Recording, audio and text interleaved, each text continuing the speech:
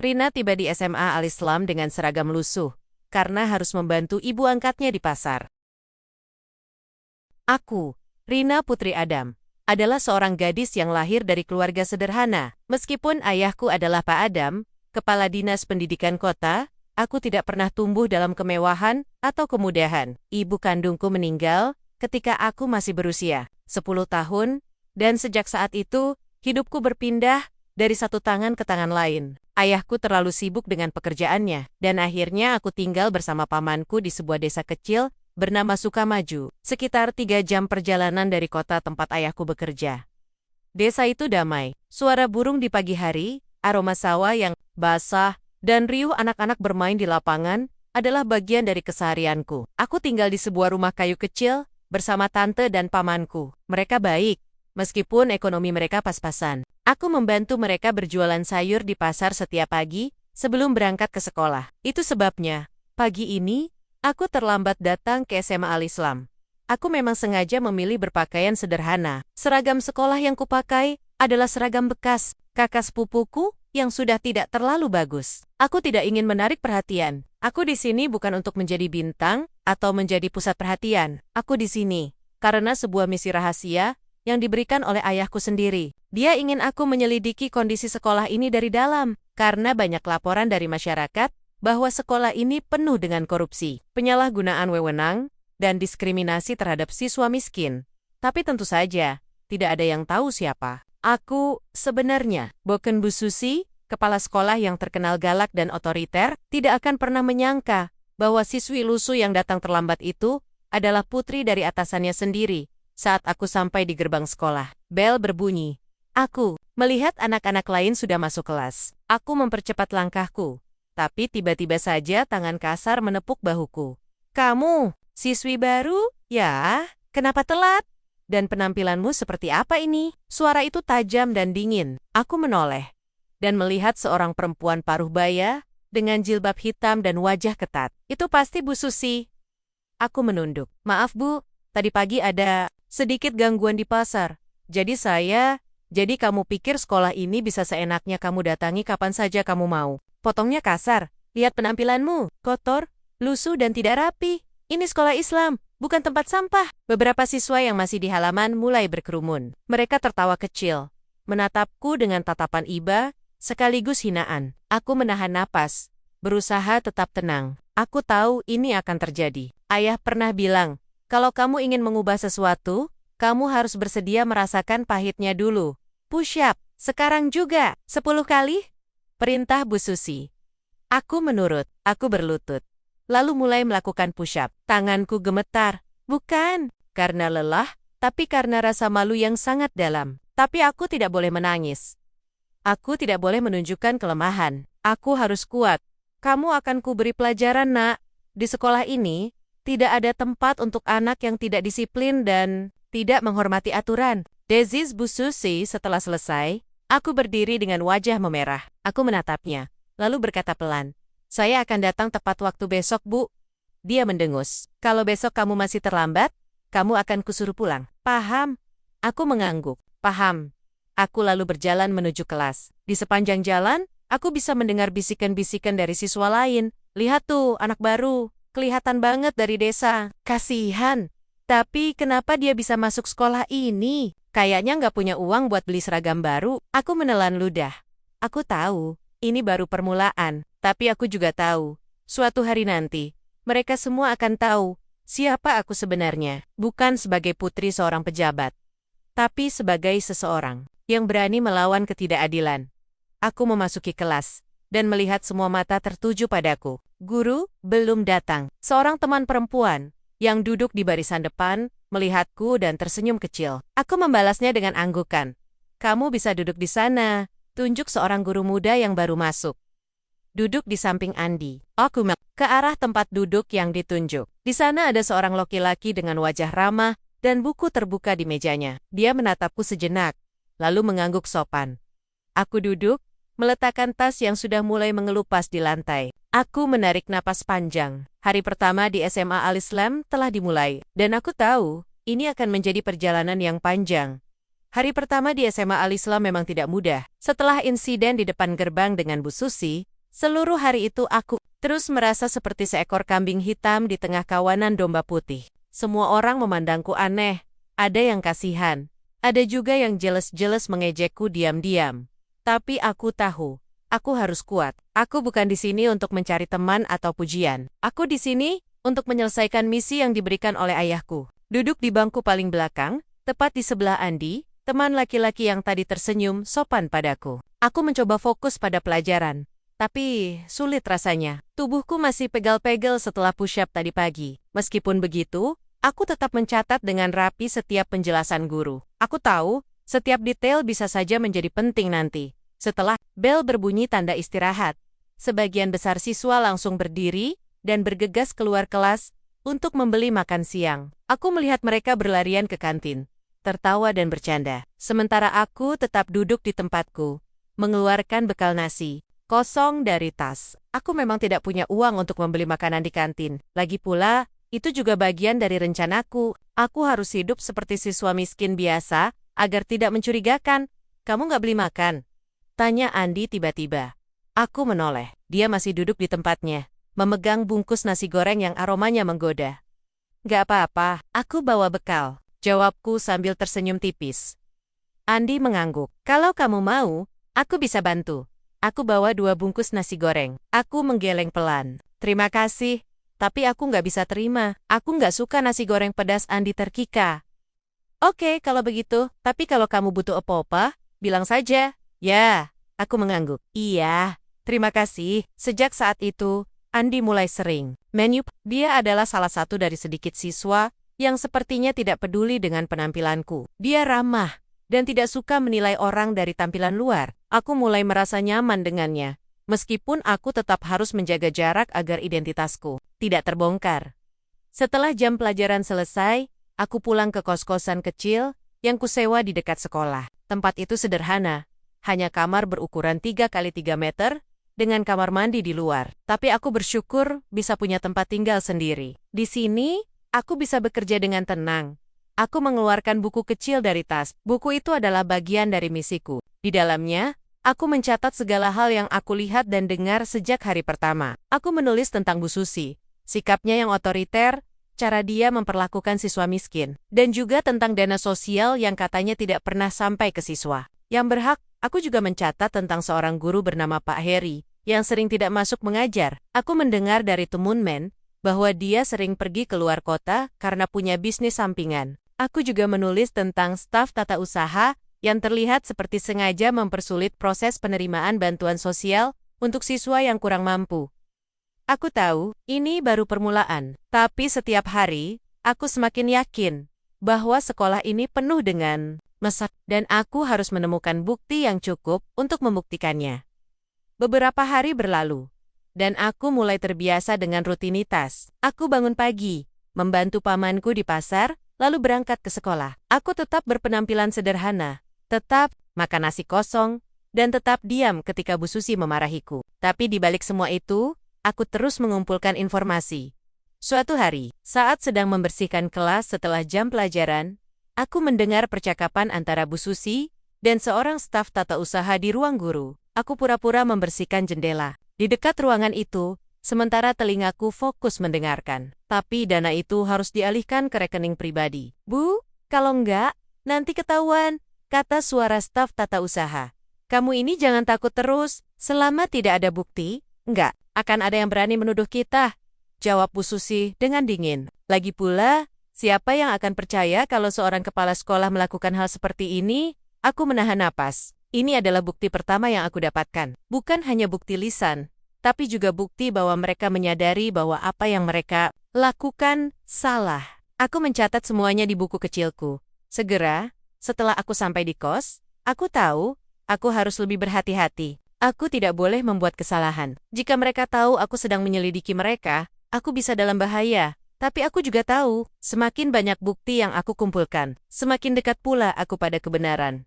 Dan suatu hari nanti, semua orang akan tahu siapa aku sebenarnya. Malam itu, hujan deras mengguyur kota. Aku duduk di sudut kamar kosku, menatap buku kecil yang penuh dengan catatan. Kertasnya mulai menguning, karena sering dibuka dan ditulis. Aku menarik napas panjang, lalu menutup buku itu. Suara hujan di luar seperti mengingatkanku pada kenangan masa lalu. Masa kecilku di desa, di bawah langit yang sama, dengan hujan yang sama, tapi dengan hati yang jauh lebih ringan. Aku lahir di sebuah desa kecil bernama Sukamaju, sekitar 3 jam dari kota. Ayahku, Pak Adam, adalah seorang pejabat daerah. Dulu, sebelum ibuku meninggal, hidupku terasa sempurna. Rumah kecil kami selalu hangat, meskipun tidak besar. Ibuku selalu menyambutku dengan senyuman setiap aku pulang dari sekolah. Dia mengajarkanku arti kerendahan hati, kesabaran, dan kasih sayang. Tapi semua itu berubah ketika ibuku meninggal, karena penyakit jantung yang tiba-tiba. Aku masih berusia 10 tahun saat itu. Dan duniamu terasa hancur. Ayahku, yang sibuk bekerja, akhirnya menitipkanku ke pamanku di desa. Dia dan istrinya baik padaku. Tapi aku tahu mereka juga punya keterbatasan. Aku belajar hidup sederhana, bahkan miskin. Sejak saat itu, aku tidak pernah membenci ayahku. Aku tahu dia mencintaiku, tapi aku juga tahu dia punya tanggung jawab besar. Sebagai kepala dinas pendidikan, dia harus memikirkan ratusan sekolah, ribuan guru, dan puluhan ribu siswa. Hanya saja, kadang aku merasa seperti bagian dari daftar prioritas yang terlupakan. Tapi semuanya berubah ketika dia datang ke desa beberapa bulan lalu. Dia tidak memberi kabar sebelumnya. Aku sedang membantu pamanku menjual sayur di pasar ketika dia tiba di rumah kami dengan mobil dinasnya. "Rina," katanya pelan ketika melihatku. Matanya berkaca-kaca. "Maaf nak, aku tahu aku bukan ayah yang baik selama ini. Aku hanya bisa menatapnya tanpa suara." Lalu dia menjelaskan. Dia mendapat banyak laporan tentang kondisi sekolah-sekolah di kota, terutama tentang SMA Al-Islam. Banyak laporan dari masyarakat tentang korupsi, penyalahgunaan wewenang, dan diskriminasi terhadap siswa miskin. Tapi semua laporan itu tidak pernah bisa dibuktikan. Semua orang takut melawan Bu Susi, kepala sekolah yang dikenal arogan dan punya hubungan baik dengan pejabat daerah. Aku butuh seseorang yang bisa masuk ke dalam, mengamati dari dekat, dan membuktikan semuanya, katanya. Dan aku percaya, hanya kamu yang bisa melakukannya, Rina. Aku terkejut. Aku, anak desa yang tidak punya pengalaman investigasi? Aku tidak tahu apakah aku bisa, jawabku ragu. Ayahku tersenyum lembut. Kamu lebih kuat dari yang kamu kira. Kamu tumbuh di desa. Kamu tahu bagaimana rasanya hidup sederhana. Kamu bisa bersikap rendah hati, tapi juga punya keberanian. Kamu bisa menjadi mata dan telingaku di sana. Aku tidak langsung setuju, butuh beberapa hari untuk memikirkan semua ini. Tapi pada akhirnya, aku menerimanya. Bukan hanya karena ayahku memintaku, tapi karena aku juga ingin membantu. Aku tahu, banyak siswa di luar sana yang menderita karena ketidakadilan. Dan aku ingin menjadi bagian dari perubahan itu. Aku mulai bersiap. Aku diminta untuk menjaga penampilanku, untuk tidak menunjukkan identitasku. Aku harus menjadi siswi biasa, bahkan sengaja terlihat seperti siswi miskin. Aku harus hidup seperti mereka, makan seperti mereka, dan berpikir seperti mereka. Dan aku harusku sangat kuat ketika aku tiba di SMA Al-Islam. Semua orang memandangku dengan tatapan aneh. Aku memang sengaja membuat seragamku terlihat lusuh, membawa tas yang sudah mulai robek, dan tidak pernah membawa uang lebih dari cukup untuk makan siang. Aku juga sengaja terlambat di hari pertama, agar Bu Susi langsung membenciku. Aku tahu, jika dia melihatku sebagai ancaman, dia akan bertindak lebih agresif. Dan itu bisa membuatnya lengah. Tapi aku tidak menyangka akan seberat ini. Aku tidak menyangka akan dihukum push-up di lapangan, hanya karena terlambat 5 menit. Aku tidak menyangka akan diperlakukan seperti sampah, hanya karena penampilanku. Aku juga tidak menyangka akan ada siswa yang memandangku dengan kasihan, dan ada juga yang justru menikmati melihatku dihina. Tapi aku tidak menyerah. Setiap hari, aku mencatat segala sesuatu. Aku melihat bagaimana Bu Susi memperlakukan siswa miskin. Dan kesal, aku melihat bagaimana guru-guru lain diam saja, takut melawan. Aku melihat bagaimana dana sosial tidak pernah sampai ke siswa yang layak menerimanya. Aku juga mulai mendengar bisikan-bisikan dari teman-teman kelas tentang kebiasaan Bu Susi yang suka mengambil uang kas sekolah untuk keperluan pribadi. Aku tahu, semakin banyak bukti yang aku kumpulkan, semakin besar pula kemungkinan bahwa kebenaran akan terungkap. Tapi aku juga tahu, semakin dekat aku pada kebenaran, semakin besar pula risikonya. Aku harus tetap berhati-hati. Aku tidak boleh lengah. Aku menatap foto kecil ibuku yang selalu aku bawa di dompet. Di bawah redupnya lampu kamar, aku berbisik perlahan. "Ibu, Doakan aku sedang berjuang untuk sesuatu yang benar. Lalu aku menutup mata, berusaha tidur, karena besok adalah hari baru, dan aku harus siap menghadapi apapun yang akan terjadi. Hari itu, cuaca terik. Aku duduk di pojok kelas seperti biasa. Sementara guru sedang menjelaskan pelajaran. Di luar, burung-burung berkicau riuh. Tapi di dalam kelas, suasana terasa tegang. Aku mencoba fokus pada pelajaran. Tapi pikiranku melayang ke sesuatu yang lebih penting, dana sosial. Beberapa hari terakhir, aku mendengar bisikan-bisikan dari teman-teman kelas tentang program bantuan pendidikan untuk siswa kurang mampu. Aku tahu, itu adalah salah satu program yang dibiayai oleh pemerintah daerah dan ayahku sendiri yang mengawasinya. Tapi yang membuatku curiga adalah, tidak ada satupun dari teman-teman yang mendaftar mendapat bantuan itu. Mungkin karena kamu nggak punya surat keterangan miskin dari kelurahan, kata Siti suatu kali. Teman perempuan yang sering duduk di sebelahku. Tapi, aku sudah ajukan. Aku bahkan bolak-balik ke kelurahan. Jawab Andi. Tapi jawabannya selalu sama. Sedang dalam proses, aku mengernyitkan dahi. Aku ingat, di laporan terakhir yang aku kirim ke ayahku, ada laporan tentang penyaluran dana sosial yang tidak tepat sasaran. Aku mulai mencurigai bahwa dana itu tidak pernah sampai ke siswa yang layak menerimanya. Aku memutuskan untuk menyelidiki lebih dalam. Keesokan harinya, saat jam istirahat, aku melihat seorang staf tata usaha masuk ke ruang kepala sekolah. Dia membawa map coklat tebal, dan dari celah pintu, aku melihat Bu Susi menerima map itu dengan senyum dingin. Aku tahu, itu pasti dokumen penting. Aku harus melihat isinya. Aku menunggu hingga sore hari. Setelah semua siswa pulang dan guru-guru mulai meninggalkan sekolah, aku pura-pura lupa membawa buku pelajaran dan kembali ke kelas. Aku menunggu hingga ruang guru sepi. Lalu aku berjalan pelen-pelen ke arah ruang tata usaha. Aku tidak bisa masuk langsung ke ruang Bu Susi, tapi aku tahu bahwa staf tata usaha sering menyimpan arsip penting di meja mereka. Dan kebetulan, map coklat itu masih ada di atas meja. Salah satu staf aku menarik napas, lalu membuka map itu perlahan. Isinya membuatku terkejut. Di dalamnya terdapat daftar nama siswa yang seharusnya menerima bantuan. Tapi di sebelah nama-nama itu, ada tanda tangan palsu dan fotokopi surat keterangan miskin yang sepertinya dibuat asal-asalan. Aku juga melihat bukti transfer ke rekening pribadi atas nama Bu Susi. Aku hampir saja terjatuh karena kaget. Jadi selama ini, dana sosial itu tidak pernah sampai ke siswa miskin. Itu semua digelapkan oleh Bu Susi dan jaringannya. Aku segera mengambil foto dokumen itu dengan ponselku, lalu mengembalikannya ke tempat semula. Aku tidak bisa terlalu lama berada di sana. Jika ketahuan, ini bisa berbahaya. Aku pulang ke kos dengan Harry Bird. Aku langsung mengirimkan foto-foto itu ke email ayahku, lengkap dengan catatan penjelasan singkat. Tapi, aku tidak menyadari bahwa seseorang telah melihatku. Keesokan paginya, suasana di sekolah terasa berbeda. Aku merasakan pandangan aneh dari staf tata usaha. Bu Susi memandangku tajam saat aku lewat di depan ruangannya. Dan yang lebih mencurigakan lagi, salah satu guru yang biasanya ramah, tiba-tiba bersikap dingin padaku. Aku mulai merasa tidak nyaman.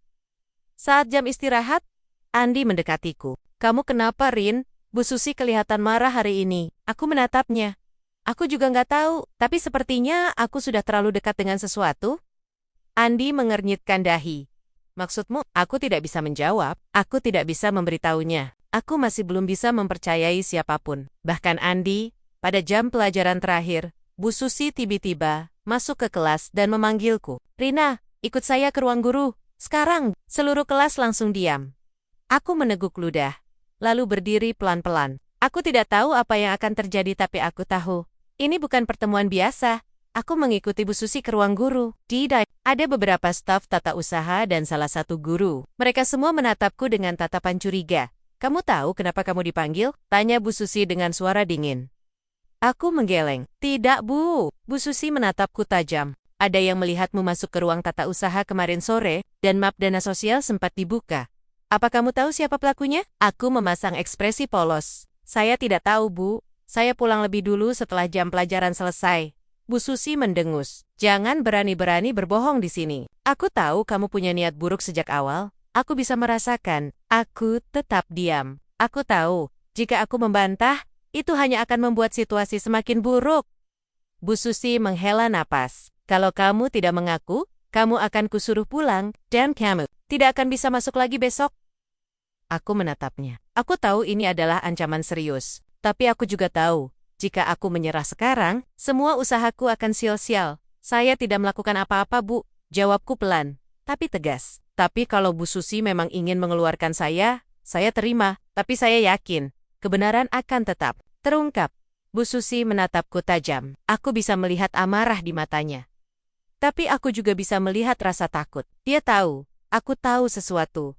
Dan aku yakin, dia mulai merasa terancam. Aku pulang dari sekolah dengan langkah berat, masih terngiang-giang ucapan Bu Susi yang hampir saja mengeluarkanku dari sekolah.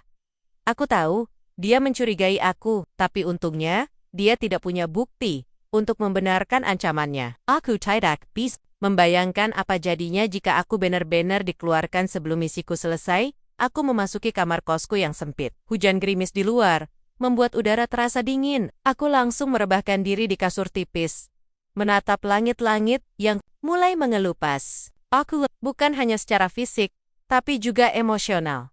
Aku mulai meragukan diriku sendiri. Apa aku benar-benar mampu melakukan semua ini? Apa aku terlalu berani? Apa aku akan berhasil mengungkap semuanya? Atau justru akan gagal dan dipermalukan? Aku menarik napas panjang. Aku membuka buku kecilku dan melihat foto ibuku yang aku selipkan di halaman pertama. Aku tersenyum kecil. Ibu selalu menjadi pengingat bahwa aku tidak sendirian. Aku punya ayah, punya niat baik, dan punya kebenaran di pihakku. Tapi aku juga tahu, aku tidak bisa melawan semua ini sendirian.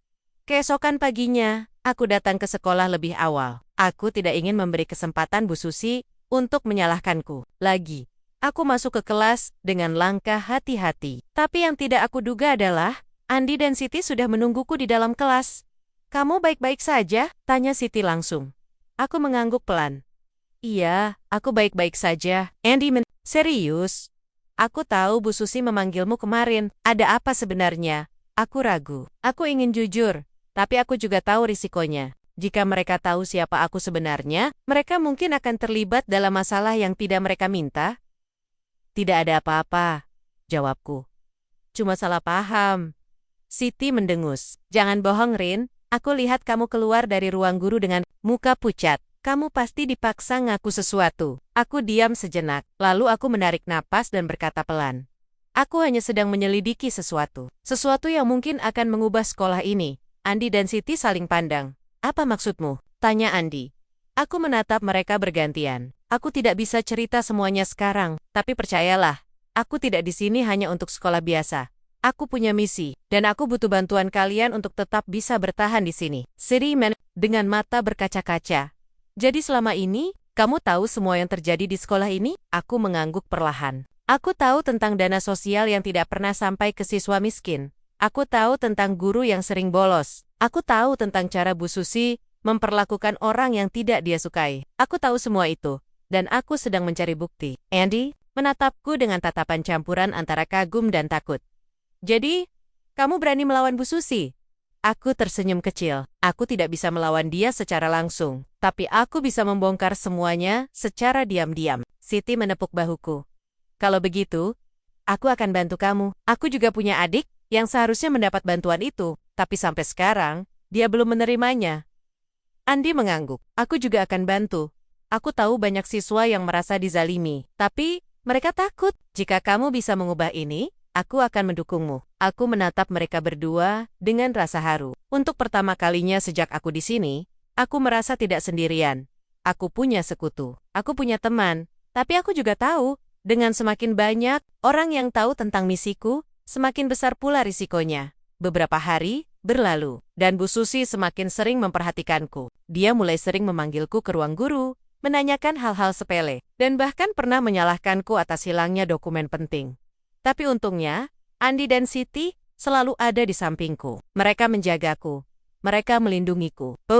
Bu Susi mencoba mempermalukanku di depan kelas. Mereka membelaiku dengan tenang tapi tegas. Suatu hari, saat Bu Susi memarahiku karena aku meniru tugas teman, Siti langsung berdiri dan berkata, "Bu Susi, tolong jangan selalu menyalahkan Rina. Semua orang tahu, dia rajin, dan selalu mengerjakan tugasnya sendiri." Bu Susi menatap Siti tajam. "Kamu pikir kamu bisa membela dia begitu saja? Kamu pikir kamu lebih tahu?" Andi ikut angkat bicara. "Kami Tahu Rina tidak seperti yang Bu Susi kira. Dia baik, dia jujur, dan dia lebih berhak mendapat penghargaan daripada hukuman. Bu Susi mendengus. Kalian pikir aku takut pada kalian? Kalian pikir kalian bisa melawan saya? Aku menatap Bu Susi dengan tenang. Saya tidak ingin melawan Bu Susi. Saya hanya ingin keadilan. Bu Susi menatapku lama. Aku bisa melihat amarah di matanya. Tapi aku juga bisa melihat rasa takut. Dia tahu, aku bukan lagi siswi biasa. Aku bukan lagi anak yang bisa dia hina dan hukum seenaknya. Dia mengetuk meja dengan keras. Kalian semua, kembali ke tempat duduk. Ini belum selesai. Aku dan Tuman Men kembali duduk. Tapi, aku tahu, ini memang belum selesai. Ini baru permulaan. Saat pulang ke kos, aku membuka buku catatanku dan menulis. Hari ini, aku tahu aku tidak sendirian. Aku punya teman. Aku punya sekutu, aku punya kebenaran, dan aku akan terus berjuang sampai semua orang tahu siapa aku sebenarnya. Aku menutup buku itu, lalu menatap foto ibuku sekali lagi. Aku tahu, aku tidak bisa mundur lagi. Aku tidak pernah membayangkan bahwa hidupku akan menjadi seperti ini. Sejak Andi dan Siti mulai membantuku, aku merasa lebih kuat, tapi ternyata itu juga membuat Bu Susi semakin tidak suka padaku. Dia sepertinya semakin yakin bahwa aku adalah ancaman baginya. Dan sejak saat itu, hukuman demi hukuman mulai menghujamku setiap hari. Pagi itu, aku tiba di sekolah lebih awal dari biasanya. Aku ingin menghindari keramaian dan juga tatapan tajam Bu Susi. Tapi ternyata, pagi itu juga menjadi awal dari siksaan yang tidak pernah berhenti. Rina, teriak Bu Susi dari jauh, begitu aku melewati gerbang. Kamu tahu jam berapa ini? Ini, 5 menit lebih lambat dari jadwal masuk. Aku melihat jam dinding. Aku tiba 5 menit sebelum bel berbunyi. Tapi sepertinya, Bu Susi tidak peduli. Dia hanya mencari alasan untuk menghukumku. Saya datang 5 menit sebelum bel. Bu, jawabku dengan suara tenang. Jangan membantah, desisnya. Push up! Sekarang, aku menurut. Aku mulai push up di lapangan yang masih basah karena hujan semalam. Aku bisa mendengar siswa-siswa lain berbisik-bisik dan menatapku dengan berbagai ekspresi. Ada yang kasihan, ada yang jeli. Ada juga yang diam saja karena takut. Setelah selesai, tubuhku lemas. Tapi Bu Susi belum selesai. Kamu juga membersihkan toilet cewek hari ini. Dan jangan berani pulang sebelum selesai. Aku menunduk. Iya Bu, aku tidak tahu lagi apa yang harus aku lakukan. Setiap hari, hukuman yang diberikan Bu Susi semakin berat. Kadang aku disuruh menyapu lapangan sendirian, membersihkan kelas tanpa bantuan siapapun, bahkan sampai disuruh mencabuti rumput liar di taman, tapi yang paling menyakitkan bukan fisiknya. Yang paling menyakitkan adalah rasa malu. Setiap kali, aku dihukum di depan umum. Semua orang menatapku seolah aku adalah penjahat, seolah aku adalah siswi yang tidak punya harga diri. Aku pulang ke kos dengan tubuh lelah dan hati yang hancur. Aku tidak menangis di sekolah. Aku tidak menunjukkan kelemahan di depan Bu Susi. Tapi begitu aku sampai di kamar, aku menangis diam-diam. Aku menangis bukan karena hukuman. Aku menangis karena aku merasa tidak adil. Aku menangis karena aku merasa tidak dihargai. Aku menangis karena aku merasa seperti tidak punya siapa-siapa. Aku membuka buku catatanku dan menulis. Hari ini, Bu Susi menghukumku lagi. Push up, membersihkan toilet, menyapu lapangan, semua dilakukan di depan orang banyak. Aku tahu ini bagian dari misiku. Aku tahu aku harus kuat. Tapi aku juga manusia. Aku juga punya perasaan. Aku juga merasa sakit. Aku juga ingin dipeluk, seperti dulu ketika ibu masih ada. Aku menutup buku itu, lalu merebahkan diri di kasur. Aku menatap langit-langit, kamar yang gelap. Aku merasa seperti terjebak dalam siklus yang tidak berujung. Keesokan harinya, Andi dan Siti langsung mendekatiku begitu aku masuk kelas. Kamu baik-baik saja? Tanya Siti dengan suara lembut. Aku mengangguk pelan.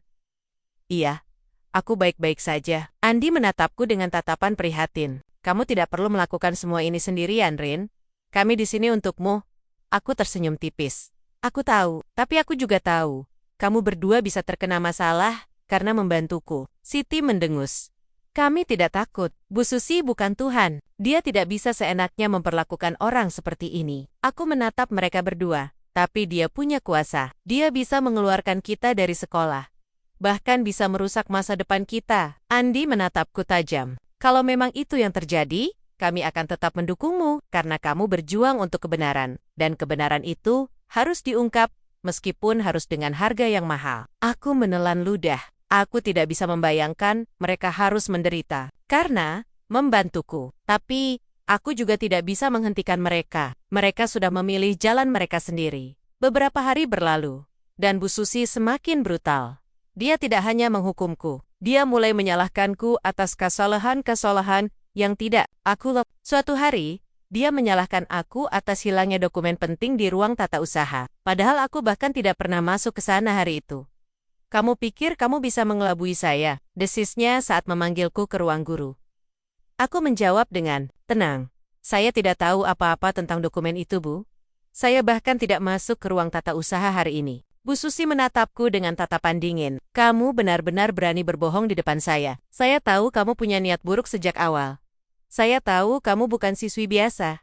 Aku menahan napas. Kata-katanya membuatku merinding. Apakah dia mulai mencurigai siapa aku sebenarnya? Aku menatapnya dengan tenang. Saya hanya siswi biasa, Bu. Saya hanya ingin belajar dan menyelesaikan sekolah saya dengan baik. Bu Susi mendengus. Kamu pikir saya percaya? Kamu pikir saya tidak tahu kamu sedang menyelidiki saya? Aku diam. Aku tidak bisa membantah, tapi aku juga tidak bisa mengakui. Bu Susi mengetuk meja dengan keras. Pulang, jangan masuk besok. Dan jika kamu masih berani menentang saya, kamu akan benar-benar keluar dari sekolah ini. Aku menatapnya tanpa berkedip. Lalu aku berdiri, membungkuk, dan pergi.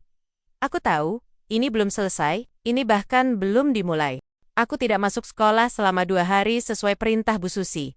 Tapi justru, disinilah kesempatanku untuk bekerja lebih leluasa. Aku tahu, waktu tidak banyak. Jika Bu Susi semakin curiga padaku, maka aku harus mempercepat langkah. Aku mulai menghubungi ayahku secara lebih intens. Aku kirimkan semua foto dokumen yang berhasil aku ambil dari ruang tata usaha. Aku juga lampirkan katitan-katitan penting yang aku kumpulkan sejak awal. Aku jelaskan bagaimana dana sosial digelapkan, bagaimana siswa miskin dizalimi dan bagaimana Bu Susi menggunakan kekuasaannya untuk menekan siapapun yang berani menentangnya. Aku tahu, ayahku tidak bisa langsung turun tangan. Ini adalah sekolah swasta yang punya koneksi kuat dengan pejabat daerah. Dia harus berhati-hati agar tidak terlihat seperti intervensi politik. Tapi aku juga tahu, dia pasti sedang merancang sesuatu, dan aku harus tetap punya bukti lengkap. Hanya dokumen, tapi juga kesaksian. Pada hari ketiga, aku kembali ke sekolah. Aku tidak peduli dengan ancaman Bu Susi. Aku harus menyelesaikan misiku. Aku masuk kelas dengan langkah mantap. Meskipun di dalam hati, aku masih takut Andy dan Siti. Langsung menyambutku. Kamu baik-baik saja? Tanya Siti cemas. Aku mengangguk. Iya, aku baik-baik saja. Andy menatapku serius. Bu Susi marah besar. Dia bilang, kamu akan dikeluarkan kalau kamu berani masuk lagi. Aku tersenyum kecil. Kalau memang itu yang dia mau, biarkan saja. Tapi sebelum itu terjadi, aku harus selesai dengan ini. Andy dan Siti saling pandang. Mereka tahu aku sedang berbicara tentang misiku. Kami siap bantu, kata Andy. Apapun yang kamu butuhkan. Aku menatap mereka dengan rasa haru. Terima kasih. Kalian benar-benar teman yang luar biasa. Beberapa hari berlalu, dan aku mulai bekerja lebih keras. Aku mencari siswa-siswa yang pernah menjadi korban Bu Susi. Aku menemui mereka satu persatu, dengan bantuan Andy dan Siti. Beberapa dari mereka takut untuk berbicara. Mereka takut akan dihukum, atau bahkan dikeluarkan. Tapi, ada juga yang akhirnya bersedia bercerita. Mereka memberiku kesaksian tentang bagaimana Bu Susi memperlakukan mereka. Ada yang pernah dipaksa menyetor uang untuk keperluan pribadi Bu Susi. Ada yang pernah dipermalukan di depan umum, hanya karena tidak bisa membayar sumbangan sukarela. Aku merekam semua itu. Aku juga berhasil mendapatkan salinan bukti transfer. Dari rekening sekolah ke rekening pribadi Bu Susi, aku menyimpan semuanya dalam flash disk kecil yang aku sembunyikan di dalam buku pelajaran. Aku tahu, aku sudah punya cukup bukti, tapi Bu Susi juga sepertinya mulai menyadari bahwa aku bukan lagi ancaman kecil. Suatu sore, setelah pulang dari sekolah, aku berjalan sendirian menuju kos. Jalan itu biasanya sepi, dan aku selalu melewatinya dengan cepat. Tapi malam itu, sesuatu terasa berbeda. Langkah kaki terdengar di belakangku. Aku menoleh. 3 orang pria berjaket hitam berjalan mendekatiku. Mereka tidak mengenakan seragam guru, tapi dari cara mereka berjalan, aku bisa menebak mereka bukan orang biasa. Aku mulai berjalan lebih cepat. Mereka mengikuti, aku menoleh lagi. Kali ini, salah satu dari mereka melangkah lebih cepat dan berdiri tepat di depanku. "Kamu Rina?" tanyanya dengan suara rendah. Aku meneguk ludah. "Iya." "Ada apa?" Pria itu menatapku tajam. "Berhenti mencari masalah. Kembalikan semua yang kamu ambil dan lupakan semua ini. Jika tidak, kamu akan menyesal." Aku mencoba tetap tenang. "Saya tidak membawa apa-apa. Saya hanya seorang siswi biasa." Pria itu mendekatiku. "Jangan berani berpura-pura. Kami tahu kamu sedang menyelidiki Bu Susi. Dan kami tahu kamu punya bukti." Aku mundur perlahan. "Kalau memang kalian tahu, kenapa kalian takut?" Pria itu menatapku dengan tatapan dingin. Lalu dia mendekatkan wajahnya ke telingaku dan berbisik. "Kami tidak takut. Tapi kamu sebaiknya takut. Karena jika kamu terus seperti ini, kamu tidak akan aman lagi." Aku menelan ludah. Aku tahu, ini bukan ancaman kosong. Ini adalah peringatan. Dan mungkin, pertanda bahwa Bu Susi sudah benar-benar panik. Aku berlari secepat kilat. Aku tidak peduli lagi dengan rasa takut. Aku hanya ingin sampai ke kos dengan selamat. Sesampainya di kamar, aku langsung mengunci pintu. Aku duduk di lantai sambil memeluk lutut. Aku menangis. Tapi kali ini, bukan karena takut. Aku menangis karena aku tahu, aku benar-benar mendekati kebenaran. Aku membuka laptop dan mengirimkan semua bukti yang aku punya ke email ayahku. Aku juga lampirkan pesan singkat. "Ayah, aku sudah punya semua bukti. Aku yakin Bu Susi dan jaringannya terlibat dalam korupsi dana sosial. Tapi aku juga tahu, mereka mulai merasa terancam. Aku baru saja diancam oleh orang-orang suruhan mereka. Aku tidak tahu apa yang akan terjadi selanjutnya. Tapi tolong, bantu aku membongkar ini semua." Aku menutup laptop dan menatap foto ibuku. Di dompet, aku tahu, ini adalah titik balik. Aku tidak bisa mundur lagi. Aku harus siap menghadapi apapun yang akan terjadi besok. Aku tidak pernah membayangkan bahwa hari ini akan menjadi hari yang paling menentukan dalam hidupku. Setelah ancaman dari orang-orang suruhan Bu Susi, aku semakin yakin bahwa waktu untuk membongkar semuanya sudah tiba. Aku mengirimkan semua bukti ke ayahku, dan sejak itu, aku hanya bisa menunggu. Aku tidak tahu apa yang akan terjadi, tapi aku tahu, aku tidak bisa terus hidup dalam beang-beang ketakutan. Pagi itu, suasana sekolah terasa tidak seperti biasanya. Guru-guru terlihat gelisah.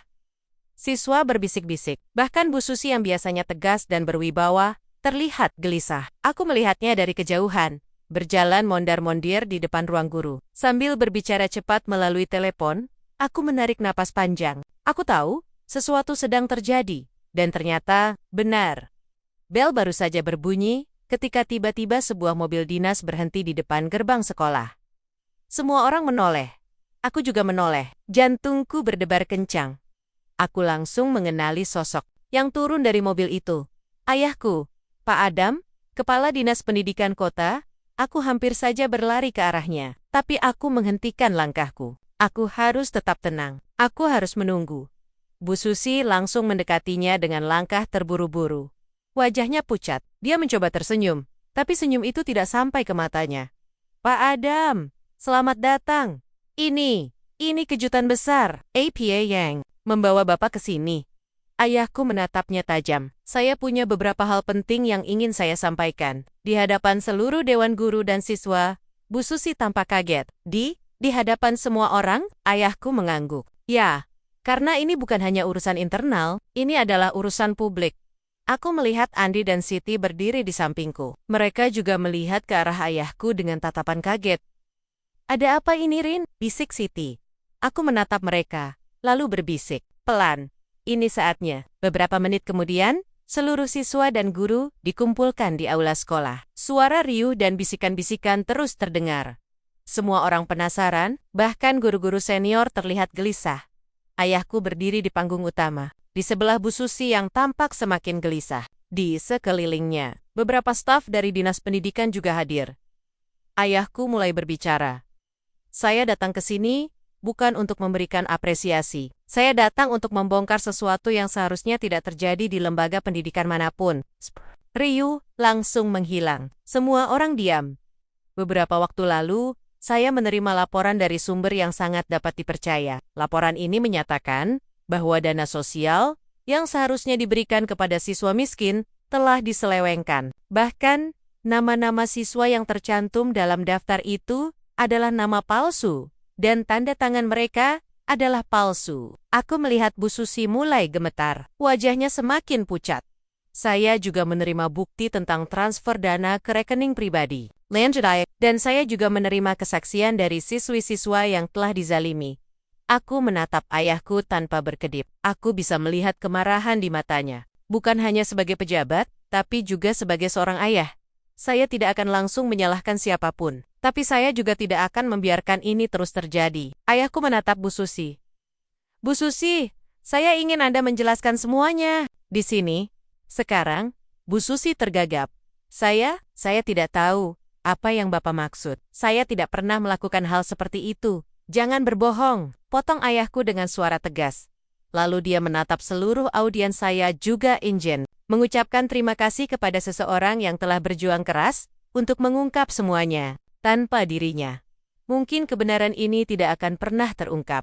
Semua mata menatap ke depan. Bahkan Bu Susi menoleh, mencari siapa yang dimaksud. Ayahku menatapku. Rina Putri Adam, anak saya, siswi yang selama ini kalian lihat sebagai siswi lusuh dan tidak dihargai. Siswi yang selama ini dihukum, dihina, dan bahkan diancam. Tapi tahukah kalian, siapa sebenarnya dia? Aku melangkah maju. Aku bisa merasakan semua mata menatapku. Aku menatap Bu Susi, yang mulai terlihat seperti akan pingsan. Saya adalah Putri, dari Kepala Dinas Pendidikan Kota, ucapku dengan suara tegas. Dan saya di sini bukan untuk bermain-main. Saya di sini untuk membongkar ketidakadilan yang terjadi di sekolah ini. Bu Susi mundur selangkah.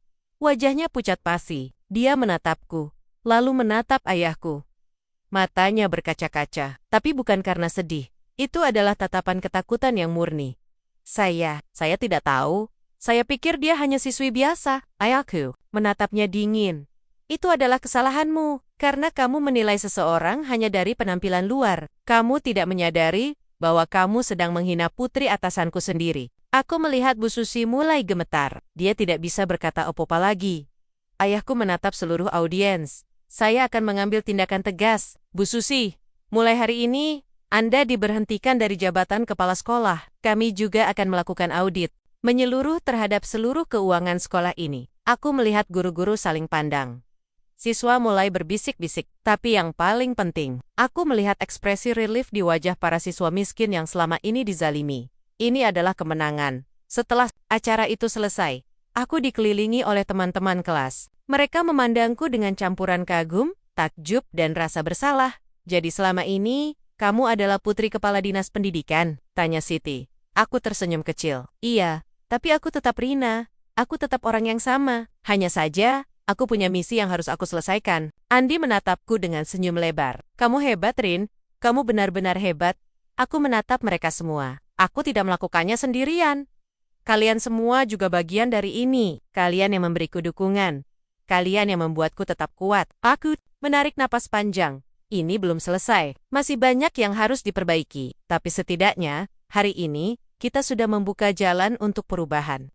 Aku tidak pernah membayangkan bahwa hidupku akan berubah begitu cepat. Setelah pengungkapan identitasku dan pemecatan Bu Susi, suasana di SMA Al-Islam mulai berubah. Tidak hanya dalam sekejap, tapi secara perlahan, seperti air yang mengalir pelan. Namun pasti mengikis batu. Beberapa hari setelah Bu Susi diberhentikan, Dinas Pendidikan mengirimkan tim audit untuk memeriksa seluruh keuangan sekolah. Mereka juga meninjau kembali proses penerimaan dana sosial dan memastikan bahwa semua siswa yang layak akan menerimanya. Aku melihat perubahan itu dari dekat. Aku melihat bagaimana para guru mulai lebih ramah. Aku melihat bagaimana siswa miskin yang dulu diabaikan sekarang mulai mendapat perhatian. Aku melihat bagaimana suasana sekolah yang dulu penuh ketakutan kini mulai diisi oleh semangat baru. Kepala sekolah baru, Ibu Lina, seorang wanita muda yang penuh semangat dan berintegritas, mulai memimpin perubahan. Dia langsung memanggilku dan Andi, serta Siti untuk berbicara di ruang guru. Kalian semua adalah bagian dari perubahan ini, katanya, dengan senyum hangat. Terutama kamu, Rina. Tanpa keberanianmu, mungkin semua ini tidak akan terjadi. Aku tersenyum tipis. Saya hanya melakukan apa yang harus dilakukan. Saya tidak ingin ada lagi siswa yang dizalimi karena penampilan atau latar belakangnya. Ibu Lina mengangguk. Saya sangat menghargainya, dan saya berjanji, Saya akan menjadikan sekolah ini sebagai tempat yang lebih adil dan nyaman untuk semua. Siswa, aku melihat Andi dan Siti saling pandang. Mereka tampak bahagia, tapi aku juga tahu, perubahan itu tidak selalu mudah. Beberapa hari kemudian, ayahku datang lagi ke sekolah. Kali ini, bukan untuk mengungkap kejahatan, tapi untuk memberikan apresiasi di hadapan seluruh siswa dan guru. Dia berdiri di panggung aula dan berbicara. Saya bangga pada anak saya, Rina. Bukan karena dia adalah putri seorang pejabat, tapi karena dia berani melawan ketidakadilan dengan cara yang terhormat. Dia tidak memanfaatkan kedudukannya untuk menang sendiri. Dia memilih hidup sederhana, menjadi bagian dari mereka yang dizalimi, dan akhirnya menjadi suara bagi yang tidak bisa bersuara. Aku menatap ayahku dengan mata berkaca-kaca. Ini adalah salah satu dari sedikit momen di mana dia benar-benar menyatakan rasa bangganya padaku. Lalu ayahku menatap seluruh audiens. Saya juga bangga pada siswa-siswa yang selama ini tetap berjuang meski dalam keterbatasan. Saya bangga pada guru-guru yang tetap mencoba menjadi yang terbaik meski dalam tekanan. Dan saya bangga pada kalian semua yang berani berubah. Aku melihat beberapa guru mengusap air mata. Siswa-siswa juga terlihat terharu setelah acara itu. Aku menerima surat dari Dinas Pendidikan. Surat itu menyatakan bahwa aku akan menerima penghargaan atas Jose Yasaku dalam membongkar korupsi di SMA Al-Islam. Aku juga menerima tawaran untuk pindah ke sekolah elit di kota. Tapi aku menolaknya. Aku tetap memilih tinggal di SMA Al-Islam. Aku menatap Andi dan Siti ketika mereka bertanya mengapa aku tidak mau pindah. Karena aku tidak ingin kabur dari perubahan. Yang aku mulai, jawabku. Aku ingin melihat sampai sejauh mana sekolah ini bisa berubah. Aku ingin menjadi bagian dari itu. Siti tersenyum. Kamu memang luar biasa, Rin. Andi menepuk bahuku. Kami di sini untukmu. Sampai akhir, beberapa minggu berlalu, dan perubahan itu mulai terlihat jelas. Fasilitas sekolah diperbaiki. Lapangan yang dulu rusak, kini sudah rapi. Kamar mandi yang dulu kotor, kini dibersihkan secara rutin. Bahkan kantin mulai menjual makanan yang lebih sehat dan terjangkau. Yang paling penting, dana sosial mulai dialokasikan sesuai dengan ketentuan. Aku melihat bagaimana teman-temanku yang dulu tidak bisa membeli buku, kini bisa mendapatkannya secara gratis. Aku melihat bagaimana siswa yang dulu diabaikan, kini mulai mendapat perhatian. Dan yang paling menyentuh hatiku, aku melihat bagaimana Bu Susi digantikan oleh seseorang yang berbeda. Seseorang yang peduli, yang tidak takut mendengarkan suara siswa, dan yang tidak menggunakan kekuasaannya untuk menindas. Aku pulang ke kos dengan langkah ringan. Udara malam terasa sejuk. Aku membuka buku catatanku dan menulis. Hari ini, aku melihat perubahan itu. Bukan hanya di sekolah, tapi juga di dalam diriku. Aku tidak lagi merasa seperti anak desa yang tidak dihargai. Aku tidak lagi merasa seperti siswi lusuh yang bisa dihina seenaknya. Aku adalah seseorang yang bisa membawa perubahan. Dan aku akan terus berjuang untuk siapapun yang tidak punya suara. Aku menutup buku itu, lalu menatap foto ibuku. Aku tersenyum. Aku tahu, aku tidak pernah sendirian. Matahari pagi menyinari halaman sekolah dengan hangat. Aku berdiri di depan gerbang SMA Al-Islam, menatap papan nama sekolah yang kini terlihat lebih bersih dan terawat. Suara siswa yang berlarian, guru yang berjalan dengan senyum ramah, dan angin sepoi-sepoi yang membawa aroma bunga dari taman kecil di depan sekolah. Semua ini terasa seperti mimpi yang akhirnya menjadi nyata. Aku menarik napas panjang. Tidak terasa, sudah beberapa bulan berlalu sejak Bu Susi diberhentikan. Sekolah ini benar-benar berubah. Bukan hanya dari segi fasilitas, tapi juga dari segi atmosfer. Tidak ada lagi rasa ketakutan. Tidak ada lagi diskriminasi. Yang tersisa hanyalah semangat untuk saling membantu, saling menghargai, dan menciptakan lingkungan pendidikan yang adil. Aku melangkah masuk. Langkahku ringan. Hatiku tenang. Beberapa hari lalu, aku menerima surat dari Dinas Pendidikan. Surat itu menyatakan bahwa aku akan menerima penghargaan pendidikan nasional atas jasa-jasaku dalam membongkar korupsi dan membantu perubahan di SMA Al-Islam. Penghargaan itu akan diberikan secara resmi di sebuah acara besar di kantor Dinas Pendidikan Kota. Aku tidak menyangka akan sampai di sini. Aku hanya seorang gadis desa. Aku bukan siapa-siapa, tapi ternyata, dari posisiku yang kecil, aku bisa membuat perubahan besar. Aku menatap buku catatanku yang kini sudah penuh. Aku membuka halaman terakhir dan mulai menulis. Hari ini, aku merasa Seperti sudah sampai di ujung perjalananku. Tapi aku tahu, ini bukan akhir. Ini adalah awal dari sesuatu yang lebih besar. Aku tidak lagi merasa seperti siswi lusuh yang bisa dihina seenaknya. Aku adalah seseorang yang bisa membawa perubahan. Dan aku percaya, semua orang punya kekuatan itu. Kita hanya perlu berani mengambil langkah pertama. Aku menutup buku itu, lalu menatap foto ibuku. Terima kasih, Ibu. Kau selalu ada di sini. Bersamaku, hari penganugerahan tiba. Aku datang ke kantor dinas pendidikan bersama ayahku. Aku juga mengajak Andi dan Siti. Mereka pantas ada di sini. Mereka adalah bagian dari perjalanan ini. Acara berlangsung khidmat. Aku dipanggil ke panggung, menerima penghargaan emas dari Menteri Pendidikan yang hadir secara virtual. Aku juga diminta untuk memberikan pidato singkat. Aku menatap hadirin, lalu mulai berbicara. Saya tidak pernah bermimpi akan sampai di sini. Saya hanyalah seorang siswi biasa, tapi saya percaya bahwa tidak ada yang benar-benar biasa. Setiap orang punya kekuatan untuk berubah. Setiap orang punya suara. Dan setiap orang bisa menjadi bagian dari perubahan. Aku melihat ayahku tersenyum bangga. Aku melihat Andi dan Siti mengganggekuk setuju. Saya juga ingin mengingatkan bahwa pendidikan bukan hanya tentang nilai dan ijazah. Pendidikan adalah tentang keadilan, tentang kejujuran, dan tentang keberanian untuk melawan ketidakadilan. Saya percaya, jika kita semua berani, maka sekolah bukan hanya tempat untuk belajar, tapi juga tempat untuk tumbuh sebagai manusia yang lebih baik. Aku mengakhiri pidato dengan senyum. Aplaus memenuhi ruangan. Setelah acara selesai, aku kembali ke SMA Al-Islam. Aku tidak ingin berubah. Aku tidak ingin jadi orang lain. Aku tetap ingin menjadi Rina, gadis desa yang sederhana. Gadis yang pernah dihina, dihukum, dan diancam. Tapi juga gadis yang tidak pernah menyerah. Aku duduk di bangku pojok kelas, menatap papan tulis. Andi dan Siti datang menghampiriku. "Kamu hebat, Rin," kata Siti dengan senyum lebar. "Kamu pantas mendapat penghargaan itu." Aku tersenyum. Kami semua pantas mendapatkannya. Kalian juga. Semua yang berjuang untuk kebenaran, pasti akan diakui suatu hari nanti. Andi menatapku serius. "Kamu tidak pernah berubah ya?" Aku tertawa kecil. Aku memang tidak ingin berubah. Aku ingin tetap menjadi aku. Rina yang dulu pernah dipermalukan di depan umum. Rina yang pernah menangis sendirian di kamar. Rina yang pernah dianggap tidak berharga. Tapi juga Rina yang tidak pernah menyerah.